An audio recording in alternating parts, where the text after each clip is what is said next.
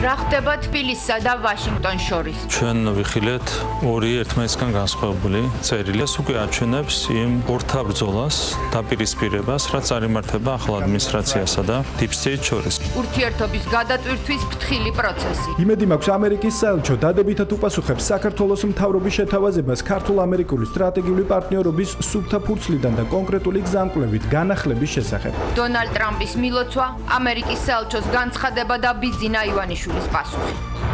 ორგზის შინაგან საქმეთა მინისტრი, ვიცე-პრემიერი სუსის უფროსი 12 წელი სახელმწიფო თანამდებობაზე. ყოველს მინდა მადლობა მოგიხადოთ პოლიტიკურ გუნდს გვერდში დგომისთვის, მართლა 10 წელი ცოტა არ არის, რაც სასაჭირო იქნებით, თქვენ გვერდში იქნები ყოველთვის. ვახტანგ გომელაური გადადგა. ეს გარემო არ არის ჩემთვის უცხო და დარწმუნებული ვარ კიდევ უფრო მეტ წარმატებას მივაღწევთ ერთად. ვინ არის ახალი შინაგან საქმეთა მინისტრი?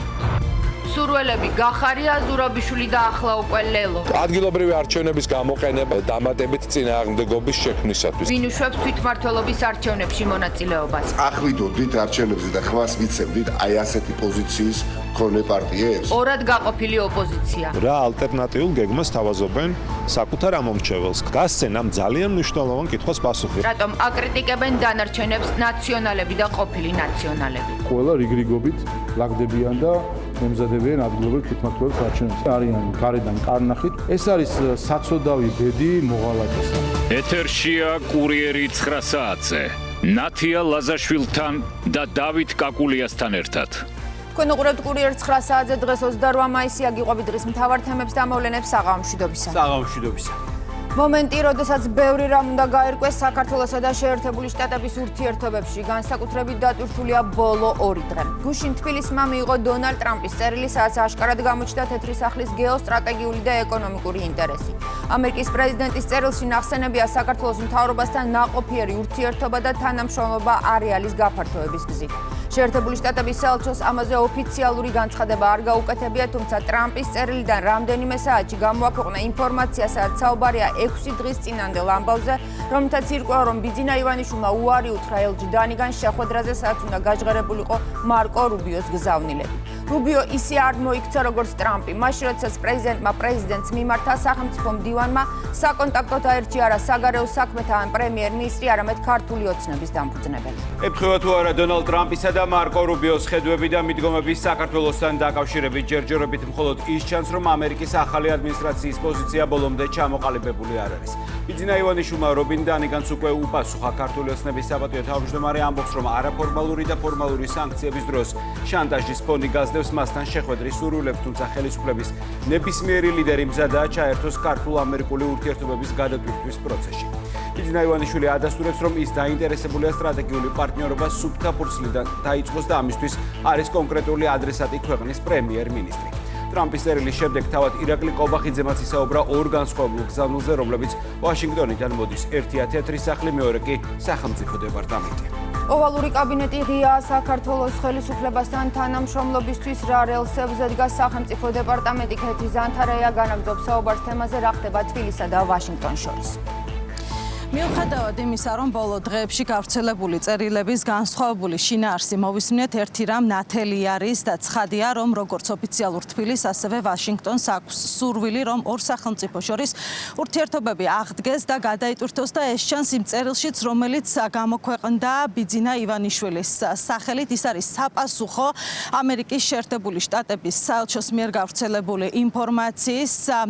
ამერიკის შეერთებული შტატების საელჩომ საქართველოში დღის მეორე ნახევარში გავრცელა ინფორმაცია იმის თაობაზე, რომ 22 მაისს მარკო რუბიოს თხოვნით ამერიკის შეერთებული შტატების ელჩი საქართველოში ჰქონდა სურვილი შეხვედროდა ბიძინა ივანიშვილს და მისთვის გადაეცა ის გზავნილები, რომელიც ამერიკის შეერთებული შტატების ადმინისტრაციას საქართველოსთან დაკავშირებით აქვს, თუმცა ამ შეხვედრასთან დაკავშირებით ბიძინა ივანიშვილისგან მიიღეს უარი ამ მიზეზებზე ისაუბრა სწორედ იმ ვრცელ წერილში ქართული ოცნების საპატიო თავმჯდომარემ, რომელიც დღეს გამოქვეყნდა. ბიძინა ივანიშვილი საუბრობს იმ მიზეზებთან დაკავშირებით, თუ რატომ მიიღო ეს გადაწყვეტილება. ქართული ოცნების საპატიო თავმჯდომარე განმარტავს, რომ იმ ფონზე, როდესაც ძველი ადმინისტრაციის პირობებში მის წინააღმდეგ არაფორმალური თუ ფორმალური სანქციები ამოქმედდა და ამაზე იყო საუბარი, ასევე პირადი შანტაჟის ფონზე, მას არ მიაჩნია სწორად სახელმწიფოებრივ საკითხებთან დაკავშირებით ამ ფორმატში გაიმართოს შეხვედრა.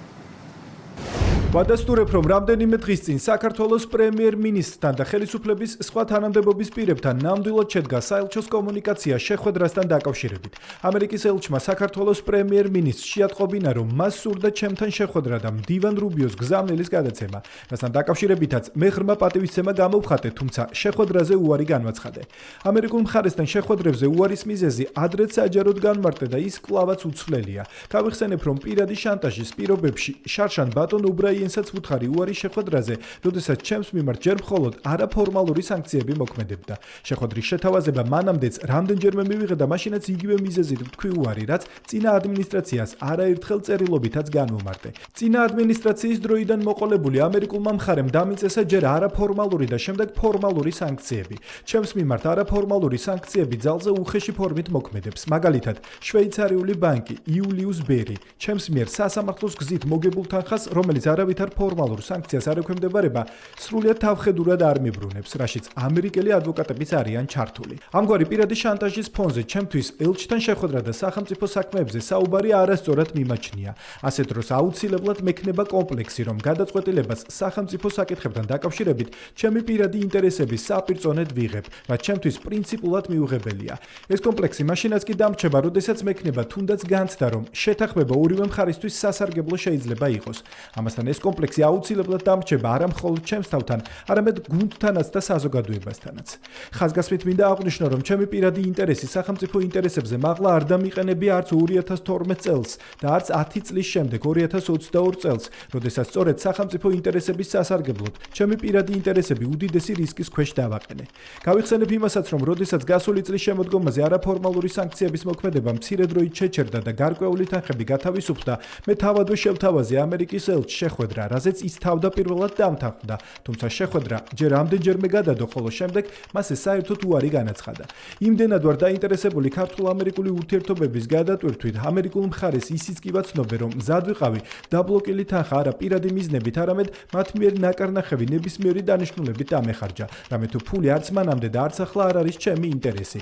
კაფიოდ განმარტე, რომ დაბლოკილი თანხა მიქმნის ერთი მხრივ კომპლექსს, მეორე მხრივ კი განცდას, რომ შანტაჟის ქვეშ რაიმე გადაწყვეტილება არ მივიღო, თუმცა ამაზე არავითარი პასუხი არ მიმიღია. შესაბამისად, ჩემთვის ცხადი გახდა, რომ ბაიდენის ადმინისტრაციას არა ჩემი თანხა, არამედ მხოლოდ ამ თანხით შანტაჟი აინტერესებდა.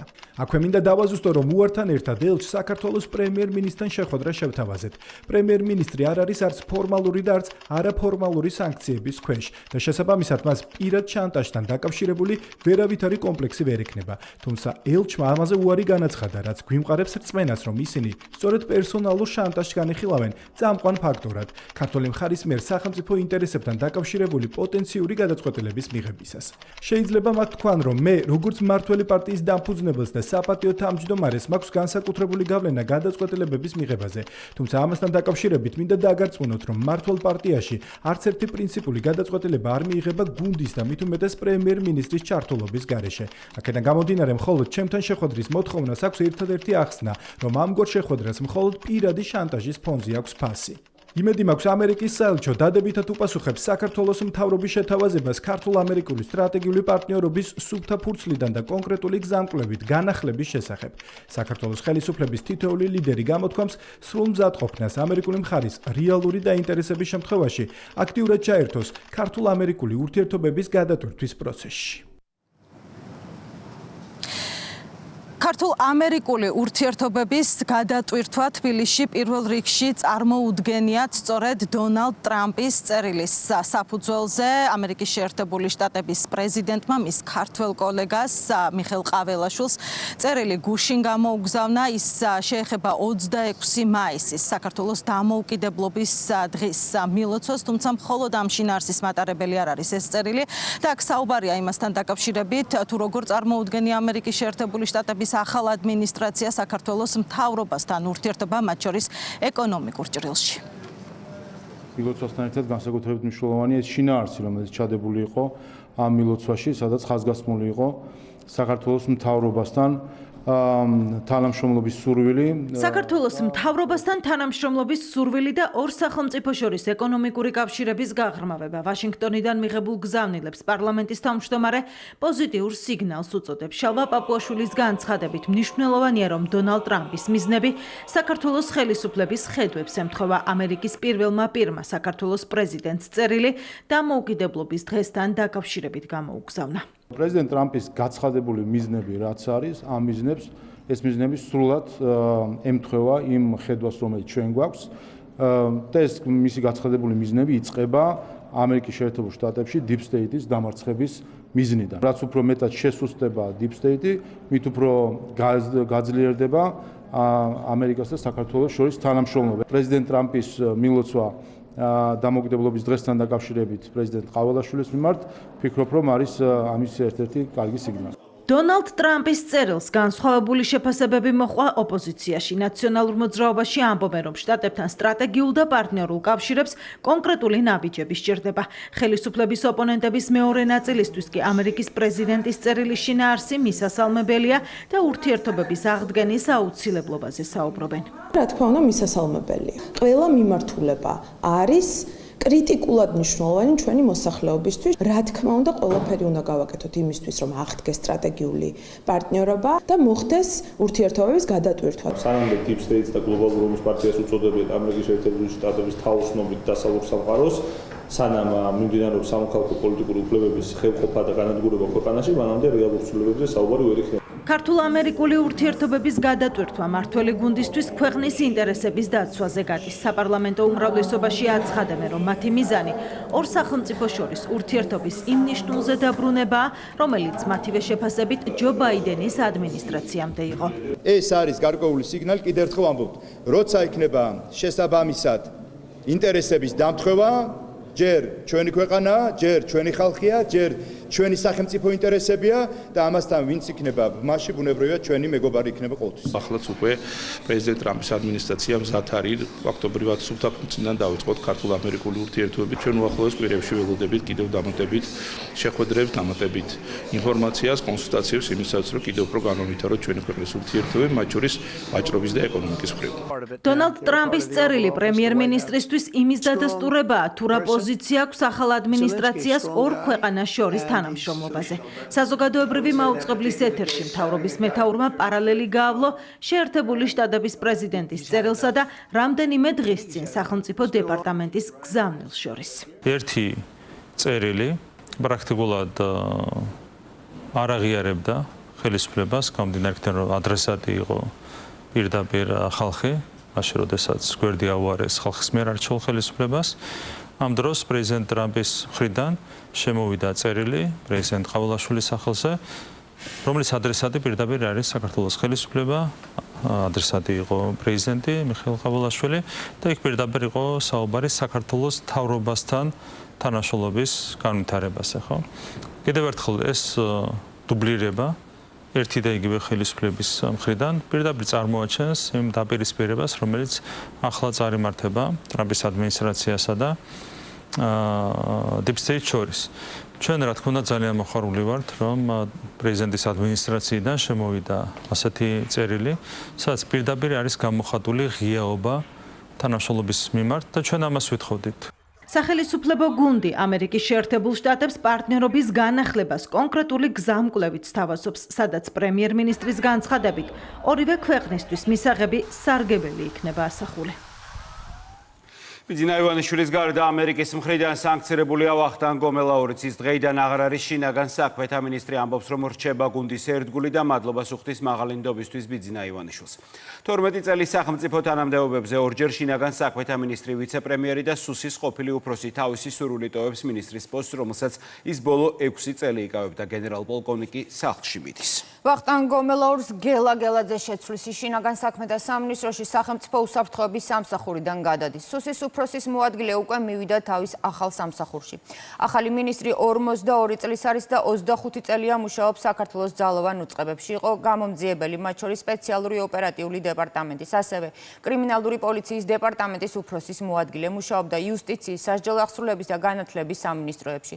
ვახტანგ გომელაური და გელა-გელაძე დღეს ერთად მივიდნენ შინაგან საქმეთა სამინისტროში. ვახტანგ გომელაურის ნაცვლად გელა გელაძე. შინაგან საქმეთა სამინისტროს ახალი ხელმძღვანელი ჰყავს, რომელმაც უწყება უკვე ოფიციალურად გადაიბარა. პოლიციის თანამშრომლებს ახალი მინისტრი პრემიერ-მინისტრმა წარუდგინა ვახტანგ გომელაურთან ერთად. სწორედ ყოფილი მინისტრის საქმიანობასა და გადაწყვეტილებაზე საუბრით დაიწყო ირაკლი კობახიძემ მიმართვაც. აღნიშნა გელა გელაძის მრავალწლიანი პროფესიული გამოცდილება. პოლიციის სიმტკიცის წყალობით ჩვენ მოახერხეთ ძალიან ბევრი გამოწვევის დაძლევა. განსაკუთრებული დამსახურება მიუძღვის ბატონ ვახტანგ გომელაურს. წელიწადზე მეტი ხნის განმავლობაში ის ემსახურებოდა ძალიან რთულ საქმეს. მარტო ბოლო 4 წლის გახსნება რა დღეს, როდესაც იყო 4 მცდელობა. შეეცვალა თარიღობის გზით ხელისუფლება. ჩვენთვის საწყენი იყო, რა თქმა უნდა. ისი გადაწყვეტილება, თუმცა მივიღეთ პირობა, რომ საჭიროების შემთხვევაში ის დაუბრუნდება სახელმწიფოს სამსახურს. მადლობა კიდევ ერთხელ. ბატონი გელა, გვეწარვადგინეთ დღეს საჯარო, რომელსაც აქვს ძალიან დიდი სტაჟი უშუალოდ შინაგან საქმეთა სამინისტროს სტრუქტურებში მუშაობის, ასევე სხვა უწყებებში მუშაობდა წლების განმავლობაში, მათ შორის სამართალდამცავ უწყებებში. დარწმუნებული ვარ, რომ თქვენთვის ძალიან კომფორტული იქნება ყველაფერთან ერთად, მასთან ერთად მუშაობა. გელაძე დღემდე სახელმწიფო უსაფრთხოების სამსახურის უფროსის მოადგილე იყო. აქვს შინაგან საქმეთა სამინისტროში მუშაობის მრავალწლიანი გამოცდილება. წამყვან პოზიციებს იკავებდა სხვადასხვა უწყებებში, მათ შორის ძალოვან სტრუქტურებში. ახალი მინისტრისთვის ახალი გარემო რომ უცხო არ იქნება, ამაზე ყოფილმა მინისტრმაც ისაუბრა. ვახტანგ გომელაურმა თანამშრომლებთან შეხვედრაზე კიდევ ერთხელ ისაუბრა გადაწყვეტილების მიზეზზეც, რაც მანამდე საკუთარ განცხადებაშიც განმარტა, რომ თანამდებობა ქვეყანაში ვითარების დამშვიდების შემდეგ დატოვა. 10 წელი ცოტა არ არის ურთულესია თუნდაც უსაფრთხოების სამსახურის მიმართულება, მithumetes ბოლო რამოვლენების განვითარდა. ბრძოლები რუსთაველზე არ ქონია მართლა 90-იანი წლების შემდეგ, რაც ქონდა ნამდვილად და გადავიტანეთ. გელაძე არ არის უცხო თქვენთვის მიულოცო, პირველ რიგში და წარმატებები უსურო, არც ჩემთვის არ არის უცხო და ჩვენი ოჯახის წევრი ესე ვიტყოდი, რომ სასაჭირო იქნებით, თქვენ გვერდში იქნები ყოველთვის. საჯარო სექტორში მუშაობის პერიოდში ბატონი ვახტანგი გამორჩეულად ჩემი პირადი მხარდაჭერი იყო და ამისთვის დიდი მადლობა ყველას თითქმის ვიცნობ და დარწმუნებული ვარ კიდევ უფრო მეტ წარმატებას მივაღწევთ ერთად. ოპოზიცია ტრადიციულად იმეორებს, რომ საკადრო ცვლილებებს მნიშვნელობა არ აქვს და ახალი მინისტრის დანიშვნით არაფერი იცვლება. აზრი აქვს რა ერქვა შინაგან საქმეთა მინისტრს, მას შორისაც შინაგან საქმეთა სამინისტრო აღარ ემსახურება პოლიტიკური ნებით და პოლიტიკური კუთხით ამ ერთს ძალიან დიდი ხანია. არც ერთი სახელმწიფო უწყება არ ემსახურება ხალხს, ვინ იქნება კონკრეტული მინისტრი, რა სახელი და გვარით შეიცვლება წინა სახელი და გვარი არანაირი მნიშვნელობა არ აქვს. ახალს წარმატებებს უსურვებს და ძველს მადლობას უხდის სახელისუფლებო გუნდი. ქართულ ოცნებაში ერთის მხრივ სახელმწიფოს წინაშე არსებული გამოწვევების გადაჭრის პროცესში ვახტანგ გომელაურის როლზე საუბრობენ, მეორეს მხრივ კი გელა გელაძის პროფესიულ გამოცდილებაზე. წარმატებას უსურვებ, გახლავთ გამოცდილი ადამიანი, რომელიც იცით რომ ბოლო პერიოდში მინისტრის მოადგილებისთან სახელმწიფო უსაფრთხოების სამსახურის ხელმძღვანელის მოადგილის თანამდებობაზე მუშაობდა, ასე რომ ამ მხრივ მას მნიშვნელოვანი გამოცდილება აქვს და ზუსტად ამ გამოცდილებაზე დაყრდნობით დარწმუნებული ვარ, რომ იქნება წარმატებული შინაგან საქმეთა მინისტრი. ერთი წარმატებული მინისტრი იყო ვახტანგ გომელაური, რომელმაც უშუალოდ მისი ჩართულობით, მისი ხელმძღვანელობით რამდენიმე სახელმწიფო გადატრიალების და დამხობის სცენარი აარიდა ქვეყანას თავს. მე მინდა ვისარგებლო შემთხვევით, მადლობა გადაუხადო ვახტანგ გომელაურს გაწეული შრომისთვის. გელა გელაძე შინაგან საქმეთა ახალ მინისტრად პრემიერმა დღეს დილით მთავრობის ადმინისტრაციაში გამართულ ბრიფინგზე წარადგინა. მას შემდეგ, რაც გავრცელდა ვახტანგ გომელაურის განცხადება. შინაგან საქმეთა უკვე ყოფილი მინისტრი ძალოვან უწყებას 10 წლის განმავლობაში ხელმძღვანელობდა, ჯერ უსაფრთხოების სამსახურიდან, შემდეგ კი უკვე შინაგან საქმეთა მინისტრის პოზიციიდან. პატრიოტების ეპოქა უკვე დადგა ამ სლოგანის ქვეშ ბუდაპეშტში მთელი მსოფლიო კონსერვატორების თავშეყრის მთავარი ადგილი ხდება. ხვალ უნგრეთის დედაქალაქში პრემიერ-მინისტრი ვიქტორ ორბანი რიგით მეოთხე კონსერვატიული პოლიტიკური მოქმედების კონფერენციას გახსნის. უნდა ისაუბრონ ახალ გეოპოლიტიკურ მოცემულობაზე, ევროპის კონტინენტის პოლიტიკაზე და თეთრ დონალდ ტრამპის დაბრუნებით შეცვლილ რეალობაზე. სხვაგვარად ბუდაპეშტში მიმდინარე კონფერენციას პატრიოტების გაერთიანებასაც უწოდებენ და მიზნად ისახავენ ბრძოლას კორუმპირებული ელიტების პოლიტიკოსებისა და ბიუროკრატების წინააღმდეგ, რომლებაც დასავლეთის მრავალსაუკუნოვანი დომინირება ეჭქვეშ დააყენეს. დონალდ ტრამპის ტრიუმფით და ევროპული მემარჯვენეების აღმასვლით დაიწყო დასავლური ცივილიზაციის პატრიოტების კონგრესი კი ამ მოძრაობის ცენტრი გახდება, ნათქვამია კონსერვატიული პოლიტიკური მოქმედების კონფერენციის ოფიციალურ ვებგვერდზე. ბუდაპეშტში იმყოფება საქართველოს პრემიერ-მინისტრიც, რომელიც უკვე შეხვდა უნგრელ კოლეგას, ხოლო კონფერენციაზე მიწვეულ ლიდერებს სიტყვით მიმართავს. სიბაგის კონფერენციაზე მთელი მსოფლიოდან მემარჯვენე შეხედულების პოლიტიკოსების არაერთი წარმომადგენელი ესწრება, მათ შორის არიან ამერიკელი სენატორები და კონგრესმენებიც. კურიერის გადამღები ჯგუფი და ანუკა ბუავა მუშაობს უნგრეთის დედაქალაქში და ახლა პირდაპირ ეთერში მოგყვება, როგორია ქართული დელეგაციის ვიზიტის პირველი დღე ბუდაპეშტში. ვიდრე კონსერვატიული პოლიტიკური მოქმედების კონფერენციასთან დაკავშირებით ვისაუბრებთ, გეტყვით იმას, რომ სულ ცოტა ხნის წინ დასრულდა საქართველოს პრემიერ-მინისტრის შეხვედრა უნგრეთის პრემიერ-მინისტრ ვიქტორ ორბანთან, რომელიც ჩვენი ქვეყნის საკმაოდ აქტიური მხარდამჭერი არის და პირისპირ შეხვედრაზე საუბარი შეეხო სწორედ უნგრეთსა და საქართველოს შორის წარმატებულ თანამშრომლობას. თავის მხრივ კი საქართველოს პრემიერ-მინისტრმა უნგრელ კოლეგას მადლობა გადაუხადა საქართველოს მხარდაჭერისთვის სხვადასხვა პლატფორმაზე. ძალიან კარგი შეხვედრა მქონდა უნგრეთის პრემიერ-მინისტრ ვიქტორ ორბანთან. განვიხილეთ საქართველოს-უნგრეთს შორის მზარდი პარტნიორობა. ჩვენ ძალიან ვაფასებთ უნგრეთის მხარდაჭერას საქართველოს ევროპული ინტეგრაციისადმი და რეგიონული მშვიდობისა და სტაბილურობისადმი ჩვენს საერთო ერთგულებას. რაც შეეხება თავად კონსერვატიული პოლიტიკური მოქმედების კონფერენციას, ის ოფიციალურად ხვალ გაიხსნება. საქართველოს პრემიერ-მინისტრი კი ბუდაპეშტში დელეგაციასთან ერთად არის ჩამოსული, რომლის შემადგენლობაშიც არიან საქართველოს საგარეო საქმეთა მინისტრი მაკა ბოჭორიშვილი და მთავრობის ადმინისტრაციის ხელმძღვანელი ლევან ჟორჟოლიანი. ირაკლი კობახიძე სტუმრებს კონფერენციაზე სწორედ ხვალ მიმართავს და მის სიტყვით გამოსვლაში აქცენტი გაკეთდება სწორედ გეოპოლიტიკური ცვლილებების ფონზე მშვიდობის შენარჩუნებასა და იმაზე, თუ როგორ წარმოუდგენია საქართველოს კონსერვატიული ღირებულებების გაძლიერება. საგარეო საქმეთა მინისტრმა ისაუბრა კონფერენციასთან დაკავშირებით. მაკა ბოჭორიშვილი ამბობს, რომ ეს არის მნიშვნელოვანი პლატფორმა ევროპაში, მით უმეტეს იმ ფონზე, როდესაც ეს პლატფორმა პირდაპირ თანხვედრაში ამერიკის ახალი ადმინისტრაციის პოლიტიკასთან.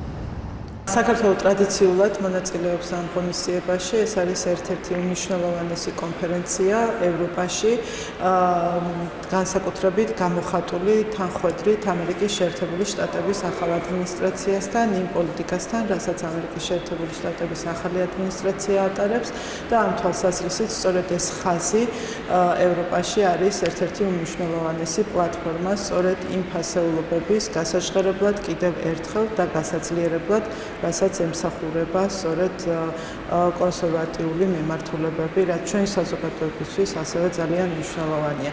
დღეს ევროპაში არის ნამდვილად ის გამოწვევები, რომელიც უკავშირდება სწორედ ამ ფასეულობების დაცვას და აქედან გამომდინარე ეს არის ერთ-ერთი მნიშვნელოვანი პლატფორმა, რომელსაც საქართველოს იყენებს აქტიურად. კონსერვატიული პოლიტიკური მოქმედების კონფერენცია ხვალ ვიქტორ ორბანის სიტყვით გაიხსნება, რომელიც სტუმრებს მიმართავს და აქვე უნდა ითქვას ისიც, რომ უკვე ზედიზედ მეოთხე წელია, რაც უნგრეთი მასპინძლობს სწორედ ამ კონფერენციას. მადლობა, ანუკა ბუავა საუბრობდა ბუდაპეშტიდან კურიერის პირდაპირ ეთერში. პარალელურად ევროკავშირი მუშაობს ახალ სტრატეგიაზე, რომელიც პირდაპირ ეხება საქართველოს და იმ ინვესტიციებს, რომლებიც ევროპამ ენერგომომარაგების დივერსიფიცირებისთვის უნდა ჩადოს შავი ზღვის რეგიონში. ბრიუსელში უკვე წარადგინეს სტრატეგია სტაბილური და უსაფრთხო შავი ზღვის რეგიონისთვის. ამის შემდეგ კი დაიწყება დისკუსია, თუ სად უნდა განთავსდეს საზღვაო უსაფრთხოების ჰაბი. სტრატეგია მიზნად ისახავს კავშირების გაძლიერებას ევროპის სამხრეთ კავკასიასა და ცენტრალურ აზიასთან. ტექსტში წერია, რომ ევროკავშირი უფრო მჭიდრო თანამშრომლობას დაამყარებს უკრაინასთან, მოლდოვასთან, საქართველოსთან, თურქეთთან, სომხეთთან და აზერბაიჯანთან და ამასთან წინ წაიწევს რეგიონული თანამშრომლობის საკითხებში. ევროკომისიაში განმარტავენ, რომ შავი ზღვის რეგიონთან მომავალი თანამშრომლობა სამ საკითხს ეყრდნობა, ესენია უსაფრთხოების, სტაბილურობისა და მდგრადობის გაძლიერება. შავი ზღვის რეგიონი არის ევროკავშირისთვის სტრატეგიული მნიშვნელობის, რადგან ის არის ცენტრალური აზიის და ევროპის დამაკავშირებელი. ის მნიშვნელოვანია უსაფრთხოების, ვაჭრობისა და ენერგეტიკის კუთხით, ასევე იმის გათვალისწინებით, რომ რეგიონის ქვეყნები აძლიერებენ თავიანთ კავშირებს ევროკავშირთან. არის გეოპოლიტიკური ძვრების შეგრძნება. უკრაინა და მოლდოვა მიდიან ევროკავშირის წევრობისკენ, ასევე საქართველო, თუ ის ევროკავშირის გზას დაუბრუნდება. აგრეთვე თურქეთი არის მნიშვნელოვანი პარტნიორი და კანდიდატი ქვეყანა, თუმცა რეგიონის პოტენციალს ჩრდილს აყენებს რუსეთის ომი, საერთო სივრცის გახშირებული დარღვევები, თავდასხმები პორტებსა და საზღვაო მარშრუტებზე. თუ დიპლომატს აყენებენ სიტყვიერ შეურაცხყოფას ბერლინში სისხლის სამართლის საქმის აღძვრას ითხოვენ, რა ხდება მაშინ, როდესაც პოლიციელს ფიზიკურ შეურაცხყოფას აყენებენ. ხელისუფლება ისევ გერმანიის ელჩს პეტერ ფიშერს აკრიტიკებს. დიპლომატიური მისიის ხელმძღვანელს პრემიერ-მინისტრის სასამართლოზე ზეგავლენის მოხდენის მცდელობაში ადანაშაულებს და გერმანიის საგარეო უწყების ორმაგ სტანდარტზე საუბრობს. ირაკლი კობახიძემ ახსენა ის საპროტესტო ნოტაც, რომელთაც გერმანია სისხლის სამართლებრივი დევნის დაწყებას ითხოვს იმ მოქალაქის წინააღმდეგ, რომელმაც მის ელჩს სიტყვიერი შეურაცხყოფა მიაყენა. სამართლებრივ რეაგირებას ითხოვს ოპოზიციაც, რომელიც თვლის, რომ რიგითი მოქალაქე და დიპლომატი კანონის წინაშე თანასწორები არ არიან. არც ფიშერისგან და არც ოპონენტებისგან ორმაგი სტანდარტი აღარ უკვირს ქართულ ოცნებას და აცხადებს, რომ გერმანელმა დიპლომატმა საქართველოში მუშაობისას არაერთხელ დაარღვია ვენის კონვენცია დიპლომატიური ურთიერთობის შესახებ. კონვენცია კარგად განმარტავს, რისთვის ენიჭებათ პრივილეგიები და იმუნიტეტები სხვა ქვეყანაში აკრედიტებულ დიპლომატებს. პოლიციაზე ხელის გარტყმის გასამართლებლად ჩავიდა ბათუმში, ძალადობის პირდაპირ გასამართლებლად და ვიღაცა რომ მივიდა და სიტყვიერად რო შეაწუხა, თურმე ეს ყოფილა სისხლის სამართლის დანაშაული. პრემიერ-მინისტრი გერმანიის ელჩს და საგარეო უწყებას ორმაგი სტანდარტით მოქმედების გამო აკრიტიკებს. საუბარია პეტერ ფიშერთან დაკავშირებით ბათუმში მომხდარ ინციდენტზე. პოლიციელზე თავდასხმის ბრალდებით დაკავებული ჟურნალისტის სასამართლო პროცესზე ჩასულ დიპლომატს სიტყვიერი შეურაცხყოფა მიაყენეს, რასაც პრემიერის თქმით მალევე გერმანიიდან საპროტესტო ნოტა და სისხლის სამართლის პასუხისმგებლობაზე მოთხოვნა მოხდა. ირაკლი კობახიძისთვის გაუგებარია, რატომ ხედავენ მხოლოდ ერთ ფაქტში სამართალდარღვევას ფიშერის ხელმძღვანელები, მაშინ როდესაც თავად დიპლომატმა სრულიად აუხსნელი მოტივით ქართულ სასამართლოზე გავლენის მოხდენა სცადა და პოლიციელზე თავდასხმა გაამართლა. კაცი ჩავიდა ბათუმში იმისათვის, რომ გაეპრავებინა პოლიციელისთვის ხელის გარტყმა და ის რო შეაწუხა ვიღაცამ სიტყვიერად და სული რო შეუბერა, თურმე ეს ყოფილა სისხლის სამართლის დანაშაული. ამას წერს გერმანიის საგარეო საქმეთა სამინისტრო. რატო შეიძლება ჩვენთან მოქმედებდეს ორმაგი სტანდარტი? ფიშერთან მივიდა და სისხლის სამართლის დანაშაულია და ლაშქრთან მივიდა და ეს არის გამოჩენილი სამოქალაქო აქტივისტი. რაშია საქმე? რისთვის მიდიხარ სასამართლოს ხდომაზე, როცა ხარ ელჩი? მიზანი არის რა, რომ გავლენა მოახდინო მოსამართლის გადაწყვეტილებაზე. ეს არის პირდაპირ ვენის კონვენციის დარღვევა. ფიშერის ქმედება დღეს დედაქალაქის მერმაც გააკრიტიკა. მართველი პარტიის ერთ-ერთი ლიდერის თქმით, პეტერ ფიშერი ხშირად ცდება დიპლომატის უფლებამოსილების ჩარჩოებს, რაც პოლიტიკაში ჩარევითა და პოლარიზაციის გაღრმავებით გამოიხატება. რაც ქვეყანაში ხდება პოლარიზაცია, საზოგადოების ერთმანეთთან დაპირისპირება, საზოგადოების გახლეჩვა, აი ზუსტად ელჩის განცხადებებს თუ გავიხსენებთ, ერთ-ერთი წამხალისებელი არის ამ ყველაფრის და ეს დამოკიდებულება კატეგორიულად მიუღებელია. დღეს სახეზე გვაქვს ჩვეულებრივი ორმაგი სტანდარტი. გერმანიის ელჩისთვის სიტყვიერი შეურაცხყოფის მიყენების გამო სამართლებრივ დროულ რეაგირებას ითხოვს ოპოზიცია. ხელისუფლების ოპონენტების აზრით, საქართველოს მოქალაქე და დიპლომატი განსხვავებული უფლებებით სარგებლობენ, რადგან ელჩს საერთაშორისო კონვენცია იცავს. დიპლომატზე თავდასხმა არის სისხლის სამართლის დანაშაული. რა თქმა უნდა, საქართველოს ხელისუფლება არად დაგვიდებს კანონებს, დასაკვირველი საქმე უნდა იქნას აღძრული და გამოძიებული და პირი უნდა იქნას კანონის შესაბამისი ზომით დასჯილი. საქართველოს ღირსების შეცვლენაა, ხო, როდესაც ელჩს აყენებს სიტყვიერ შეურაცხყოფას და საერთოდ დაუჩველი დარჩეს ეს ადამიანი, რა თქმა უნდა, ეს იქნება ძალიან ცუდი პრეცედენტი. ოპონენტების მხრიდან საკუთარი ქვეყნის მოქალაქეებისადმი დამოკიდებულება მართველი გუნდის აზრით კანონზომიერია. კანონმდებლების თქმით, ოპოზიცია და ელჩების ნაწილი საქართველოში მხოლოდ ლობისტების ინტერესებით მოქმედებენ. როგორც ჩანს, ზოგიერთებს კატეგორიებად ყავთ ჩამოყალიბებული ქვეყნები, არსებობს A კლასის ქვეყნები, არსებობს B კლასი, C და ასე შემდეგ. მთელი ცინიზმი ამ ისტორიის იმაში არის, თავად ელჩი ჩავიდა ბათუმში, იმისთვის რომ გამოსარჩლოდა პოლიციელზე თავდასხმელ ადამიანს და ეთქვა, რომ პოლიციელზე თავდასხმელ ადამიანი არ უნდა დაისაჯოს. და ამ დროს იმ ბათუმში ამ საქმისთვის ჩასულ ელჩი ვერბალურად რომ შეაწუხეს, ამაზე ითხოვს სისხლის სამართლებრივ დევნას. უბრალოდ აქ ხო ჩანს ფარისევლობა მთელი ამ პროცესისა. პეტერ ფიშერი რამდენიმე დღის წინ ბათუმში მზია ამაღლობელის სასამართლო პროცესს დაესწრო. დიპლომატი პოლიციელზე თავდასხმისთვის ბრალდებული ამაღლობელის საქმის კვალიფიკაციის შეცვლის მომხრეა.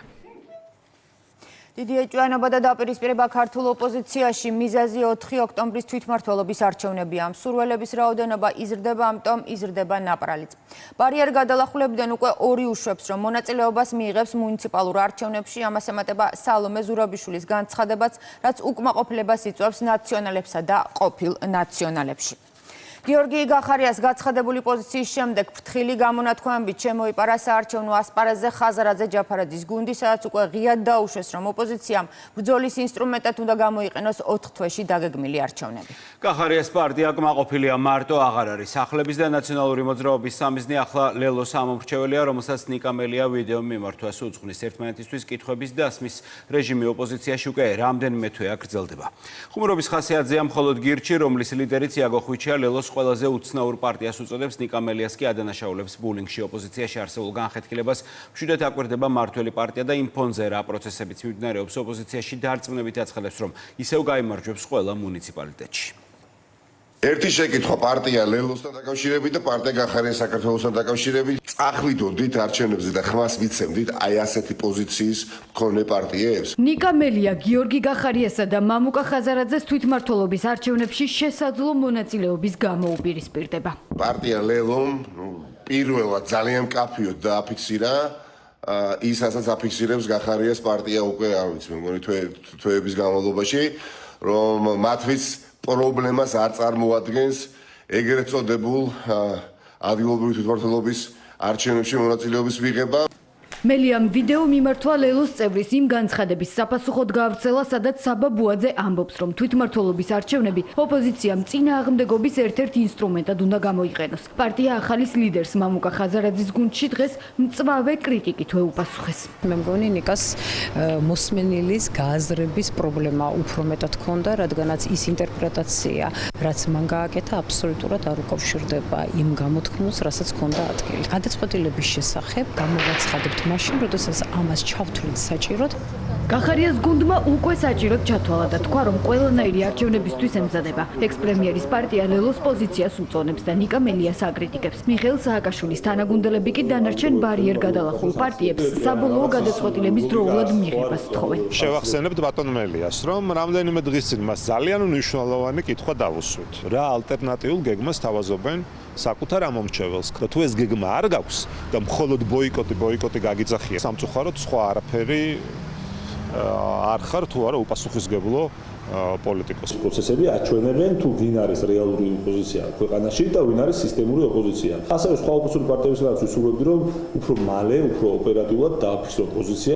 ერთადერთი ოპოზიციური ძალა, რომელიც ამ დროისთვის ღიად ამბობს, რომ მუნიციპალურ არჩევნებში მონაწილეობას მიიღებს, პარტია გირჩია, სადაც 4 ოქტომბრის საარჩევნო მარათონისთვის აქტიურად ემზადებიან. ვინც იღებს მონაწილეობას, გახარიასნაირი ხალხი ნახევარი წელი ვერ ამბობს ამას პირდაპირ. ლელო ხოლმე გამორჩეულია იმის ყველაზე უცნაური პარტია, რომელსაც ყველაფრის ეშინია მე მგონი და ამიტომაც მე მგონი ნიკამელიას ქმედება იმით იხსნება, რომ ცდილობენ დააბულინგონ ლელოს და ლელო ცნობილია, რომ ექვემდებარება ბულინგს.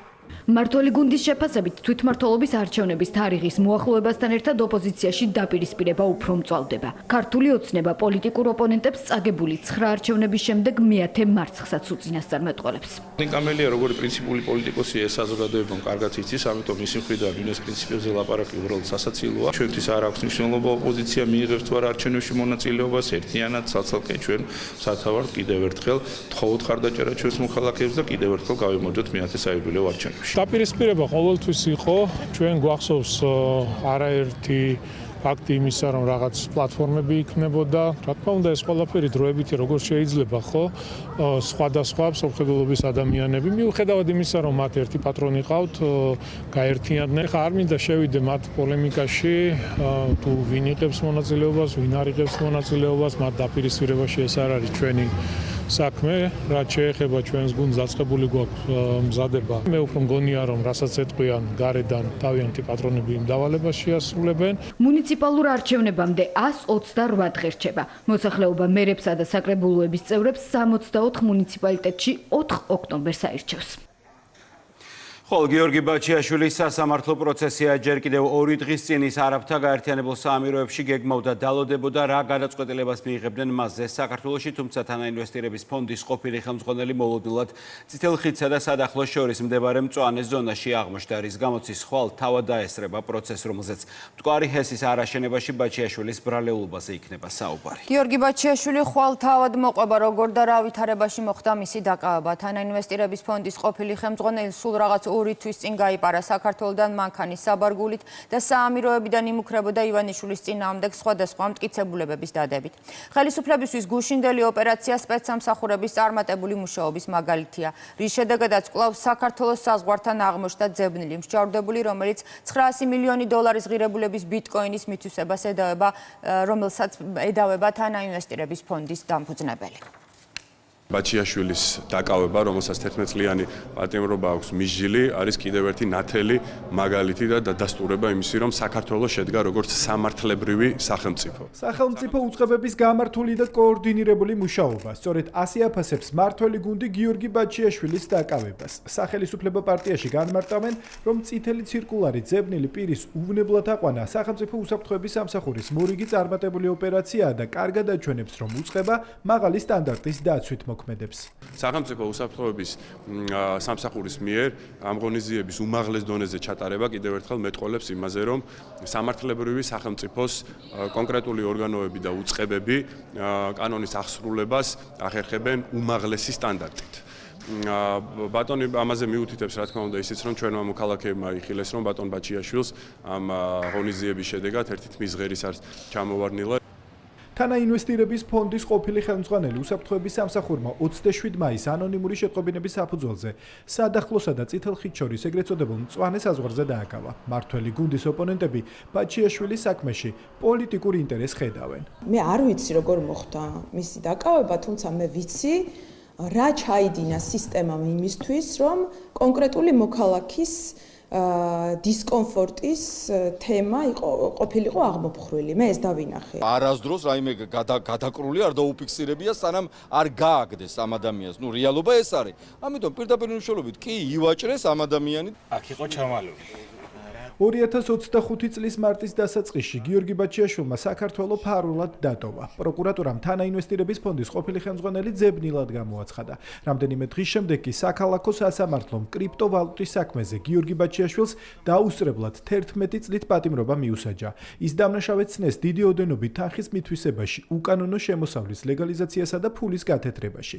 ბაჩიაშვილის წინააღმდეგ სისხლის სამართლის კიდევ ორი საქმეა აღძრული. საზღვრის უკანონო კვეთასთან ერთად მას ინვესტირების ფონდის ხელმძღვანელობის პერიოდში მტკვარი ჰესის პროექტთან დაკავშირებით სამსახურებრივი მოვალეობის შეუსრულებლობას ედავებიან. მართლ გუნდში ამბობენ, რომ მიმავლის მცდელობის მიუხედავად თანაინვესტირების ფონდის ყოფილ ხელმძღვანელს ქართული მართლმსაჯულების წინაშე წარდგომა და ყველა კითხვაზე პასუხის გაცემა მოუწევს. ის რომ ისი დაკავება მოხდა საქართველოს უსაფრთხოების სამსახურის მხრიდან აჩვენებს კიდევ ერთხელ, რომ საქართველოში სამართლებრივი სახელმწიფო არის მყარად დამკვიდრებული. ის რომ არავის არ ექნება შესაძლებლობა რომ გაექცეს მართლმსაჯულებას და ამ ხრივაც არის მნიშვნელოვანი, რომ ყველა მიცოდეს, რომ საქართველოს და ქართულ მართლმსაჯულებას ვერ გაიქცევიან და ყველას მოუწევს პასუხისგება საქართველოს სასამართლოს წინაშე. შესაბამისი სამსახურები მოწოდების სიმაღლეზე არიან და ქვეყანაში ზოგადად უსაფრთხოების დაცვა, მშვიდობის შენარჩუნება, რა თქმა უნდა, ამ სამსახურებზე გადის და ძალიან მნიშვნელოვანია ამ სამსახურების აქტიური მუშაობა. გიორგი ბაჩიაშვილის მიერ საზღვრის უკანონო ტკვეთის საქმეზე გამოძიება სუსის ანტიკორუფციულ სააგენტოში გრძელდება. ქართული ფარა 31 მაისს ძალაში შედის. 3 დღეში უცხოური დაფინანსების მიმღებ ყველა ფიზიკურ და იურიდიულ პირს ანტიკორუფციულ ბიუროში ფინანსური დოკუმენტაციის წარდგენის ვალდებულება ექნება. მიუხედავად იმისა, რომ რეგისტრაციისთვის თავის არიდება სოლიდურ ფულად ჯარიმას ან 5 წლამდე პატიმრობას ითვალისწინებს, მესამე სექტორი მის აღსრულებას არ აპირებს. მაგალითად, კურიერთან საუბარში სოციალური სამართლიანობის ცენტრი ამბობს, რომ არ აპირებს ვინმეს კონტროლის ქვეშ იყოს. ამერიკული ფარას ქართული ანალოგი მიუღებელია ოპოზიციისთვისაც. ქართული ოცნება კი აცხადებს, რომ ის რაც კარგია ამერიკისთვის, ცუდი ვერ იქნება საქართველოსთვის. კანონის მიზანი, როგორც თქვით, არის რომ დაცული იყოს ჩვენი ქვეყნის უსაფრთხოება, მოქალაქეების სტაბილურობა, ეკონომიკური განვითარება, პოლიტიკურ აქტივობებში ფულის დახარჯვა. ამერიკული ფარა ზუსტი ასლის ამოქმედებამდე 3 დღით ადრე კანონპროექტის ავტორი კიდევ ერთხელ განმარტავს, რომ უცხოური აგენტის რეგისტრაციის აქტის მიზანი უცხო ქვეყნის გავლენებისგან საქართველოს დაცვაა. არჩილ გორდულაძეს იმედი აქვს, რომ ამერიკული კანონის ქართული ასლი უცხოური ფულის პოლიტიკური მიზნებისთვის გამოყენების პრობლემას ამას მოაგვარებს. რაც არის კარგი ამერიკის შეერთებული შტატებისთვის, ვერ იქნება ქართული საზოგადოებისათვის ცუდი. გავიხსენოთ ბატონ ტრამპის ადმინისტრაციის განცხადებაც, რომ ამერიკულ ფარაში საკმარისად არ არის გამჭვირვალობა უზრუნველყოფილი და შესაძლებელია დამატებითი ცვლილებებიც რომ განხორციელდეს ისევ და ისევ, იმიტომ რომ ამერიკის შეერთებული შტატების სუვერენიტეტი იყოს უზრუნველყოფილი. ზუსტად ამიტომაც ჩვენს გვაქვს უფლება, რომ ამერიკული კანონი სიტყვასიტყვით ნათარგმნი მოქმედებდეს ჩვენს ქვეყანაში.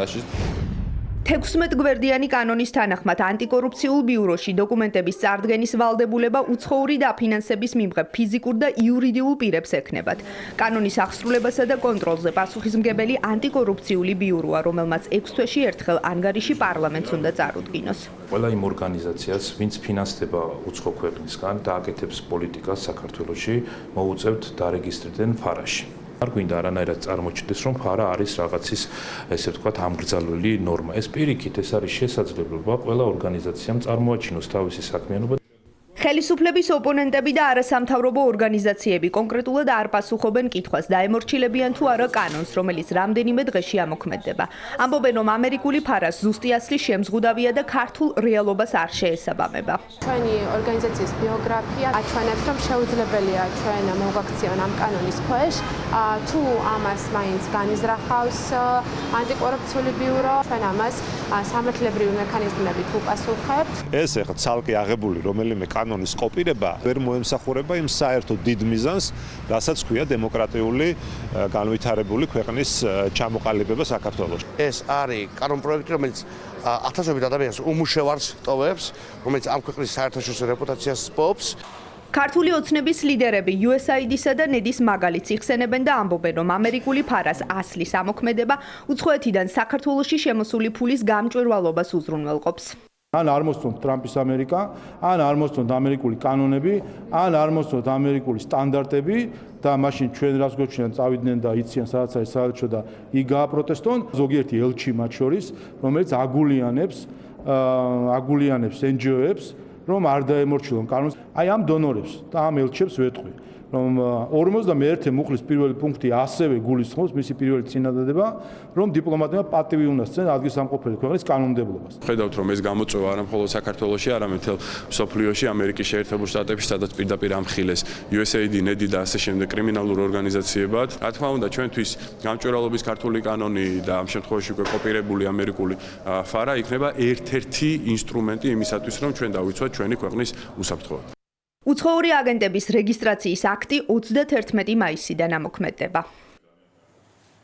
სახელმწიფო დეპარტამენტის ყოფილი თანამშრომლის სკანდალური აღიარება, როგორ აწყობდა რევოლუციებს NDI-ის დახმარებით შტატების საგარეო უწყებას საქართველოში, სერბეთსა და უნგრეთში. ჯო ბაიდენის ადმინისტრაციის დროს სახელმწიფო დეპარტამენტის ყოფილი მაღალჩინოსანი მაიკ ბენცი ტაკერ კარლსონთან ინტერვიუში იმ სქემას ასაჯაროებს, რომლის მიხედვითაც იგეგმებოდა არეულობა სხვადასხვა ქვეყანაში. როდესაც მსოფლიოში არეულობა გვჭირდებოდა, გვინდა არეულობა საქართველოში, გვინდა არეულობა სერბეთში ან უნგრეთში, აცხადებს ბენცი და NDI-ის 4 ჯგუფზე საუბრობს, რომლებიც აჯანყებას უწყობდნენ ტრამპს მის პირველი ვადის დროს. მაიკ ბენცი საკმაოდ ვრცელ ინტერვიუში ასევე განმარტავს, რა როლს ასრულებენ სხვადასხვა ქვეყანაში ადგილობრივი და არასამთავრობო ორგანიზაციები და მათ შეერთებული შტატების დაზვერვის გავლენის იარაღს უწოდებს. სახლდების ყოფილი მაღალჩინოსანი იმასაც აღნიშნავს, რომ ქვეყნებმა, რომლებსაც სცადეს NGO სექტორის დაფინანსების გამჭვირვალობის კანონის მიღება, მიიღეს სოროსის ფონდის მიერ ორგანიზებული დაქირავებული პროტესტი. ჩამოთვლილ მაგალითებში კი სხვა ქვეყნებთან ერთად ნახსენებია საქართველო. სახელმწიფო დეპარტამენტის ყოფილმა თანამშრომელმა საქართველოს იმ ქვეყნის მაგალითად დაასახელა, სადაც არასამთავრობო ორგანიზაციები ხელს უწყობენ ეგრეთ წოდებულ ნაქირავებ არეულობებს. მაიკ ბენცის მოსაზრებით, NGO-ები გარკვეულ სახელმწიფოებში პოლიტიკურ არასტაბილურობას აღუევენ, რაც მისივე განმარტებით ხშირ შემთხვევაში ამერიკის შეერთებული შტატების საგარეო პოლიტიკის ინტერესებს ემსახურება. როდესაც მსოფლიოში არეულობა გვჭირდება, გვინდა არეულობა საქართველოში, გვინდა არეულობა სერბეთში ან უნგრეთში. პირდაპირ შრომის ამერიკული ფედერაციის და სამრეწველო ორგანიზაციების კონგრესის განყოფილებას მივმართავთ. ეს არის NDI-ის 4 კუთხე. ანუ ზუსტად ის 4 ჯგუფი, რომლებიც ტრამპის წინააღმდეგ ეფექტური აჯანყების უკან იდგა მისი პირველი ვადის განმავლობაში. ინტერვიუს მსვლელობისას კარლსონ ტაკერმა ბენცს სთხოვა განემარტა თუ რას წარმოადგენენ არასამთავრობო ორგანიზაციები, საიდან გაჩნდნენ და რა როლს თამაშობენ თანამედროვე მსოფლიოში. ბენცი ამტკიცებს, რომ NGO-ები ნეიტრალური ან ჰუმანიტარული ორგანიზაციების როლს თამაშობენ. რეალურად კი ამერიკის შეერთებული შტატების მთავრობის და სადაზვერვო სააგენტოების გავლენის იარაღი არიან. NGOs, you hear the term all the time. NGO არასამთავრობო ორგანიზაციას ნიშნავს, თუმცა პარადოქსულია, მე მგონია, რომ არასამთავრობო ორგანიზაციები პარალელურ მთავრობას გავს. The stem cell of the government. არასამთავრობო ორგანიზაციები მთავრობის ცენტრალური ნერვული სისტემის ღეროვანი უჯრედებია. ისინი წარმოადგენენ უაღრესად მოქნილ ინსტრუმენტს. შეუძლებელია მთავრობისა და არასამთავრობო ორგანიზაციების სრულად გამიჯვნა ან განცალკევება. მეორე მსოფლიო ომის შემდეგ არასამთავრობო ორგანიზაციებმა გადამწყვეტი როლი ითამაშეს. როგორც ფარულმა ფრონტმა ფულის გადასარიცხად, კონტაქტების დასამყარებლად და მითითებების მისაწოდებლად იმ ჯგუფებისთვის, რომლებთანაც ამერიკის შეერთებული შტატების მთავრობას არ სურდა პირდაპირი კავშირი. ტელეწამყვანმა კარლსონ ტაკერმა ბენცს უცხო ქვეყნების მთავრობების მიერ არასამთავრობო ორგანიზაციების საკანონმდებლო გზით კონტროლის მცდელობების შესახებაც კითხა. Been many attempts by countries to მრავალი ქვეყანა ცდილობდა არასამთავრობო ორგანიზაციების ქსელის შეზღუდვას. უნგრეთი, სლოვაკეთი, სერბეთი. ყოველჯერზე ისინი ქუჩის პროტესტებს აწყდებოდნენ. ასევე პარლამენტზე ზეწოლის მცდელობებს სამოქალაქო დაუმორჩილებლობის გზით. ისევე როგორც სახელმწიფო დეპარტამენტის USAID-ის სოროსის ფონდის მიერ ორგანიზებული დაქირავებული პროტესტებით ჩვენ ეს სლოვაკეთში, სერბეთში, უნგრეთში ვნახეთ, როდესაც არასამთავრობოების გამჭვირვალობის კანონს იღებდნენ. თუ კი უცხოურ დაფინანსებას არ დაარეგისტრირებ, ჩვენთან ეს სისხლის სამართლის დანაშაულია და 5 წლიან პატიმრობას ითვალისწინებს. მაგრამ თუ უნგრეთი ან სლოვაკეთი ეცდება უცხოური აგენტების აქტის მიღებას, ამას დემოკრატიის საფრთხეს ვუწოდებთ. ინტერვიუში ბენცმა დონალდ ტრამპზეც ისაუბრა, აღნიშნა, რომ არასამთავრობო ორგანიზაციები და მათთან დაკავშირებული ჯგუფები აქტიურად ქმნიან ნარატივს, რომ ტრამპი ქაოსის წყაროა, რაც მისი პოლიტიკური გავლენის შესასუსტებლად გამოიყენება. ბენცმა აღნიშნა, რომ NGO-ები ტრამპის პრეზიდენტობის პირველი ვადის დროს მონაწილეობდნენ მის წინააღმდეგ წარმოებულ კამპანიებში, მათ შორის საარჩევნო პროცესებში ჩარევისა და საზოგადოებრივი აზრის მანიპულირების გზით. და ბოლოს კურიერში სპორტული სიახლეების დროა, რომელსაც ლაშა დვალიშვილი გაგვაცნობს. ლაშა, საღამოშიდობის. საღამოშიდობის ნათიადათო მოგესალმებით. დავიწყოთ ფეხბურთით 5 ივნისს საქართველოს ეროვნული ნაკრები დინამო არენაზე ამხანაგურ მასში ფარერის კუნძულების ნაკრების წინააღმდეგ გამართავს საქართველოს რიგებში 4 დებიუტანტი იქნება გიორგი გაგუა, ნიკა გაგნიძე, საბა ხარებაშვილი და დავით კერესელიძე. პირველად მოირგებენ ეროვნული გუნდის მაისურ შეხვედრა 20 საათზე დაიწყება. მატჩამდე პრესკონფერენცია ნაკრების მთავარმომცემელმა ვილის ანიელმა გამართა და მოახლოებული თამაშის მოლოდინებზე და გუნდის შემადგენლობაზე ისაუბრა. ძალიან რთულ ჯგუფში მოვხდით. მიუხედავად იმისა, რომ ევროპის ჩემპიონატის ფინალურ ეტაპზე ვითამაშეთ, მოახლოებული საკვალიფიკაციო ეტაპი რთული იქნება. ჯგუფიდან პირველ ადგილოსანი გადის, მეორე კი პლეი-ოფს თამაშობს. ჩვენთან ამ დროისთვის მსოფლიოს საუკეთესო გუნდი ესპანეთია. ძალიან გაგვიჭირდება, რომ ესპანეთს ვაჯობოთ. რა თქმა უნდა, ჩვენი საუკეთესო თამაში უნდა ვითამაშოთ და ვცადოთ მაქსიმალურად კარგი შედეგი მივიღოთ. თურქეთიც ძალიან კარგი გუნდია, რომელიც დაკომპლექტებულია მაღალი დონის ფეხბურთელებით. ჩვენი შანსები გვექნება და შესაბამისად მეორე ადგილისთვის ვიბრძოლებთ.